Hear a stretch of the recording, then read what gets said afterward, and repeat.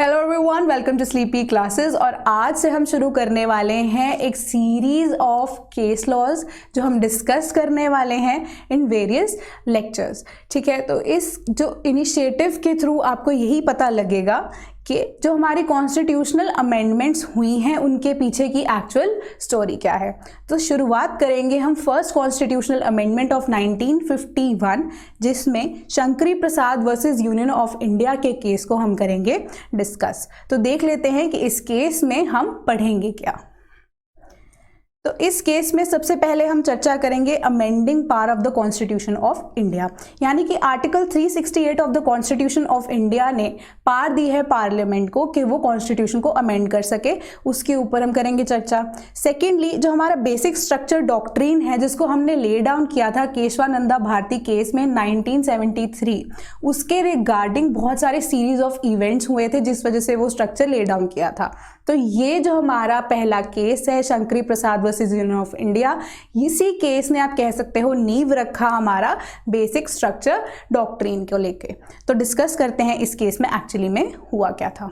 तो फैक्ट्स के अकॉर्डिंग मैं आपको समझाती हूँ कि 1947 में इंडिया आज़ाद हुआ और कॉन्स्टिट्यूशन ऑफ इंडिया 1950 में आप कह सकते हो it totally came into force. तो क्या है, जो हमारी उस टाइम पे गवर्नमेंट थी that wanted to abolish the zamindari system. तो जमींदारी सिस्टम को अबॉलिश करने के लिए इनिशिएटिव लिया गया गवर्नमेंट के द्वारा। तो उन्होंने क्या किया, पार्लियामेंट में फर्स्ट कॉन्स्टिट्यूशनल अमेंडमेंट लेके आए और इंसर्ट किया आर्टिकल 31A एंड 31B। ठीक है, तो इन आर्टिकल्स के थ्रू क्या होता है कि इनिशियली हमारे पास 7 फंडामेंटल राइट्स थे। 7th था हमारा राइट टू प्रॉपर्टी। तो राइट टू प्रॉपर्टी के अंडर हम जमींदारी सिस्टम को डायरेक्टली चैलेंज नहीं कर सकते थे, क्योंकि लिए जमींदारी सिस्टम को अबॉलिश करने के लिए गवर्नमेंट ने क्या किया कि जो जमींदार थे फर्स्ट कॉन्स्टिट्यूशनल अमेंडमेंट लेकर आए, तो जमींदार थे उनकी जो जमीन थी वो ले ली। तो अंडर आर्टिकल 31A ऐसी सीरीज ऑफ केसेस या ऐसी सीरीज ऑफ सिचुएशंस उनको ले डाउन किया गया जिनको आप कह सकते हो बिल्कुल भी आप फंडामेंटल राइट्स जिनको आर्टिकल 14 एंड 19 की वायलेशन में नहीं माना जाएगा। वेरएज आर्टिकल 31B में हमारा 9th शेड्यूल के रिगार्डिंग जितने भी आप कह सकते हैं एलिमेंट्स हैं ले डाउन किए गए, उनको जुडिशियल रिव्यू के परव्यू से बचाया जाएगा। सिमिलरली कोई भी ऐसा जो केस है उसको वायलेशन ऑफ फंडामेंटल राइट्स नहीं माना जाएगा, जो भी 31B के अकॉर्डिंगली सेट किया गया। मैं फिर से एक बार रिपीट करती हूँ कि आर्टिकल 31A के अंडर ऐसे सीरीज ऑफ सिचुएशन या सिनेरियोज को ले डाउन कर दिया गया जिसको वायलेशन ऑफ आर्टिकल 14 एंड 19 नहीं माना जाएगा। ठीक है, सेकेंडली जो 31B में ले डाउन किया गया उसमें था कि जो भी एलिमेंट्स 9th शेड्यूल में मेंशन्ड है उसको जुडिशियल रिव्यू के परव्यू से बचा लिया गया। एंड सेकेंडली कोई भी अगर ऐसा एलिमेंट 9th शेड्यूल में जो है ले डाउन किया जाएगा उसको हम नहीं मानेंगे फंडामेंटल राइट्स की वायलेशन। तो अंडर दिस सिस्टम क्या होता है कि जमींदारी सिस्टम को अबॉलिश करने के लिए जितने भी रजिस्टर्ड जमींदार थे उनकी लैंड को कर लेती है गवर्नमेंट अपने अंडर, यानी कि उस लैंड को कर लेती है कॉन्फिस्केट। तो क्या होता है कि उन एलिमेंट्स को या उन आप कह सकते हो जमींदार्स को आता है बहुत ज्यादा गुस्सा, तो प्रोटेस्ट वगैरह शुरू होते हैं गवर्नमेंट के अगेंस्ट जो है केस जो फाइल होना शुरू हो जाता है। तो वेरियस हाई कोर्ट्स में केस फाइल होते हैं।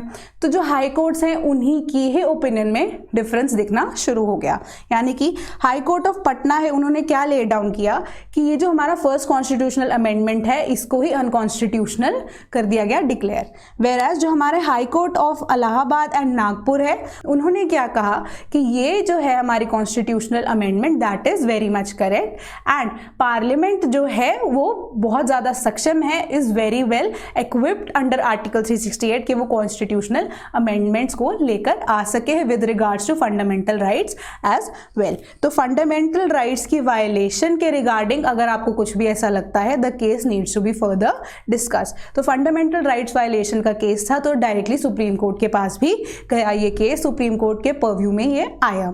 तो देखते हैं कि इश्यूज क्या क्या रेज हुए सुप्रीम कोर्ट के अंडर।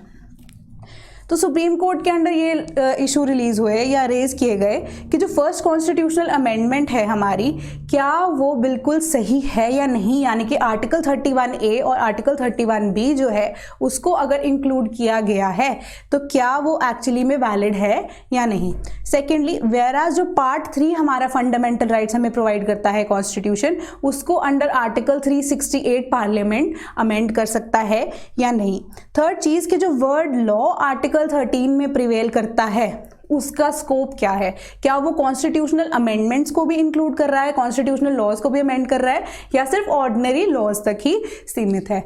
तो इस पे सुप्रीम कोर्ट ने क्या डिसीजन लिया, सुप्रीम कोर्ट ने एक 5 जज बेंच बिठाया, तो उसके अंडर जो है ये डिसाइड किया गया कि जो कॉन्स्टिट्यूशनल अमेंडमेंट है 1951 की उसको कर दिया गया अपहेल्ड, एंड कहा कि ये जितनी भी हमारे कॉन्स्टिट्यूशनल अमेंडमेंट है that is very much valid, और इस पिटिशन को कर दिया गया डिसमिस। सेकेंडली, ये कहा कॉन्स्टिट्यूशन के बेसिस पे हमारी सुप्रीम कोर्ट ने कि जो वर्ड लॉ है डिफाइन किया गया जो आर्टिकल 13 सब क्लॉज 2 में, ये सिर्फ और सिर्फ ordinary laws and ordinary acts के ही बेसिस पे सस्टेन करता है and it does not include the constitutional laws.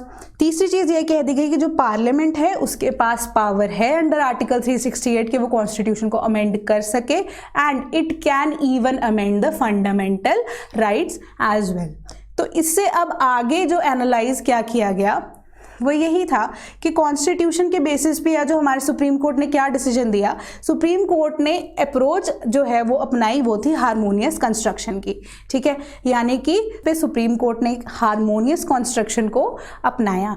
And इससे क्या होता है कि दोनों ही आर्टिकल्स यानी कि आर्टिकल 13 एंड आर्टिकल 368 दोनों के बीच में एक बैलेंस यानी हारमनी को बना के रखा। तो इसमें क्या होता है कि आर्टिकल 13 को भी सस्टेन करके रखा, आर्टिकल 368 को भी सस्टेन करके रखा।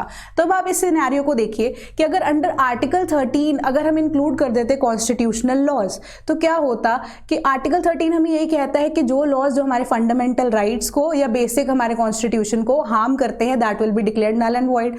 वेयरएज अगर हम उसको ही परव्यू में ले लेते, कॉन्स्टिट्यूशनल लॉज को परव्यू में ले लेते, तो 368 की जो पार है वो हो जाती कम और ये सारा का सारा एक्ट हो जाता, कह सकते हो, या ये जो सारी की सारी अमेंडमेंट है वो हो जाती नल एंड डिक्लेयर्ड वो या अनकॉन्स्टिट्यूशनल डिक्लेयर हो जाती। तो इन दैट सिनेरियो क्या हुआ, आर्टिकल 13 जो है उसमें सिर्फ ऑर्डिनरी लॉज इंक्लूड कर दिए गए, वेयरएज आर्टिकल 368 जो है उसको दे दिया गया ज्यादा पार, यानी कि जो स्कोप है आर्टिकल 13 का उसको कम कर दिया गया, वेयरएज जो पार है वो पार्लियामेंट की वो और भी ज्यादा बढ़ गई।